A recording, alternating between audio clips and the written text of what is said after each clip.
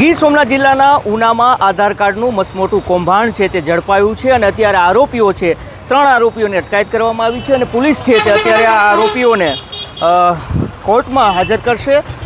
છેલ્લા 2 દિવસથી આ સમગ્ર મામલે પોલીસે તપાસ હાથ ધરી છે। એફઆઈઆર દાખલ કરવામાં આવી છે અને ઉના પીઆઈ અને પોલીસ કાફલો છે તે આ કારની અંદર જે 3 આરોપીઓ ઝડપાયા છે આ ત્રણેય આરોપીને જોઈ શકાય છે પાછળની સાઈડ આ ત્રણેય આરોપીઓ બેઠા છે અને આ ત્રણેય આરોપીઓને પોલીસ છે તે અત્યારે કોર્ટમાં અહીંયાથી હાજર કરશે। જાણવા મળ્યું છે કે અંદાજિત 1200 રૂપિયા વસૂલવામાં આવતા હતા। કોઈ પણ પુરાવા કે આધાર વગર જ આ આધાર કાર્ડ છે તેનું કૌભાંડ આચરવામાં આવતું હતું।